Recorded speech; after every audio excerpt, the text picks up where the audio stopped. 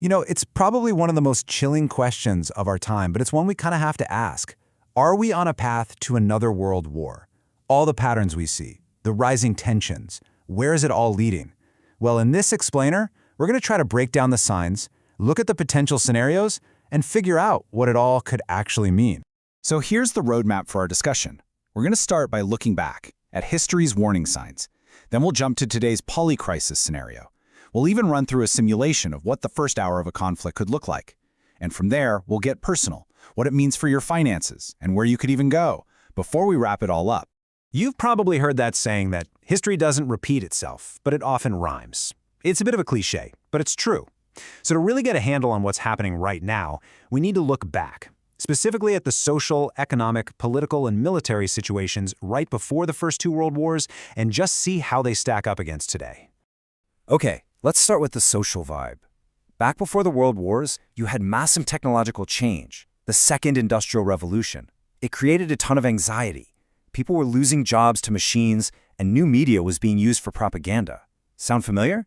Fast forward to today, and we're in another tech revolution, with AI and social media completely rewiring how we live and think, and it's fueling fear and division like never before. In both cases, this kind of rapid change just makes societies nervous and vulnerable. So what about money? Well, there was this nice idea before World War I that if countries were rich and trading with each other, they wouldn't fight. That turned out to be tragically wrong. And today, we hear a similar argument that the US and China are too economically linked to ever go to war. But that might just be wishful thinking. We're seeing this global shift towards economic nationalism, with countries realizing it's a huge risk to depend on your rivals for critical goods. Politically, this is where the parallels get really spooky. Before past wars, you had insane levels of polarization that boiled over into actual violence. Think about the assassination of Archduke Franz Ferdinand, or the street brawls in Weimar Germany. While today, we're seeing that same trend.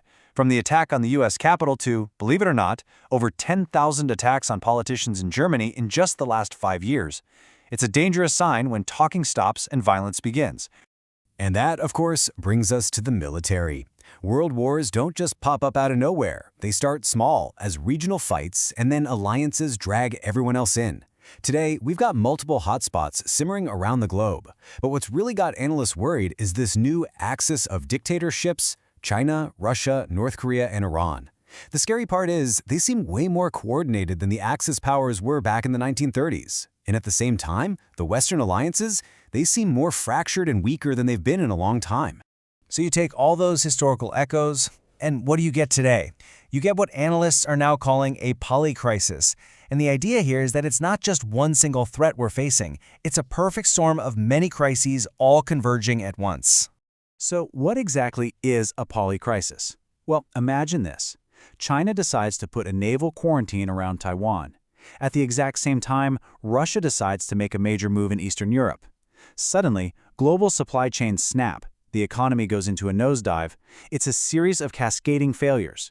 It's not one crisis plus another crisis, it's all of them hitting at once, creating something much, much worse than the sum of its parts. And analysts are pointing to a very specific and very worrying window of opportunity. A lot of them are circling the year 2027 as a period of maximum danger. The thinking is that this is when our adversaries might act, before the West really has a chance to rearm itself. I mean, one analyst even put the probability of this polycrisis happening at a jaw-dropping 80%. And if you want to know why they're so worried, just look at this number. This really says it all. In a recent year, the US produced just 22 Tomahawk missiles. 22! Now consider that a war with China is estimated to burn through at least 5,000 of them in the first 2 weeks. Our industrial capacity is just not ready for a major war. Okay, so let's look at a map. This is the geography, the chessboard, of a potential war in the Pacific. Military strategists talk about these island chains. The first island chain, that line from Japan down through Taiwan to Indonesia, that's the main defensive wall to contain China's navy. If that line breaks, the fight moves east to the second and then the third island chains, which gets terrifyingly close to US soil. This is where it would all go down. So, what happens if all of that deterrence fails? The speed of modern war, especially when you bring nuclear weapons into it, is something we've never really had to face. So let's just for a moment walk through a simulation of what that first hour might look like. And it is terrifying. The timeline is just brutal. It's so fast. Within minutes of a confirmed launch, the first warheads are hitting cities and military bases. Retaliation is launched almost instantly. And then, less than an hour from the start, the whole system just collapses. Power grids go dark, communications fail. You're talking hundreds of millions of casualties, and the long, slow catastrophe of nuclear winter has already begun. Right, and the explosions themselves are just the beginning. The real nightmare for the planet is nuclear winter. The firestorms in burning cities would blast over 150 million tons of soot high into the atmosphere. That soot would block out the sun. Global temperatures could plummet by 15 degrees Celsius. Crops would fail everywhere, leading to a worldwide famine that could kill billions more. So with that horrifying macro picture in mind, it forces a really personal question. If the world as we know it is gone, if the banks are gone, the currencies are worthless, what happens to your life savings? Does money even mean anything at that point? It might sound a little crazy, but let's just run with this thought experiment. If you truly believed a global conflict was just around the corner, what would you do with your money? Let's explore some of the strategies people actually consider. You've probably heard this ruthless old investing quote from Baron Rothschild. When there's blood in the streets, buy property. It's pretty grim, but it captures that extreme, high-risk mindset of seeing a financial opportunity even in total chaos. Okay, so the strategies really run the gamut. On one end, you have the super high-risk plays, like literally buying property in a war zone hoping for a post-war boom, or just investing in defense and energy stocks. A much more common defensive move is to buy hard assets, physical things like gold and silver that tend to hold their value when paper money becomes worthless. And then you have the ultimate escape plan, cashing out of the system entirely, investing in bunkers, food, water, where the only return you're looking for is survival. But forget money for a second. Let's talk about the ultimate hedge, your physical safety. If things really went sideways, where on earth would be the safest place to be? If you could pack a bag and go anywhere, where would you go?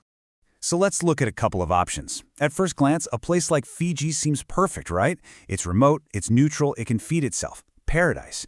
But here's the catch. Remember that map? Fiji sits right on that third island chain, a potential fallback defensive line for the U.S. In a long, drawn-out war, its location and resources could make it a target. Okay, so you think, let's go even more remote. What about Tuvalu? It's smaller, has fewer resources a great power might want, seems safer, but it has close political ties to the US and Australia, and it recognizes Taiwan, which, doesn't exactly endear it to Beijing. It just goes to show you, in a true world war, the chessboard is the entire planet. Nowhere is completely off the grid. So, after all that, after looking at the echoes of history, the terrifying scenarios, the personal strategies, where does this leave us? What's the takeaway? Well, I think this is the most important point. While all those social and political patterns feel so eerily familiar, the conflict itself would be something completely new.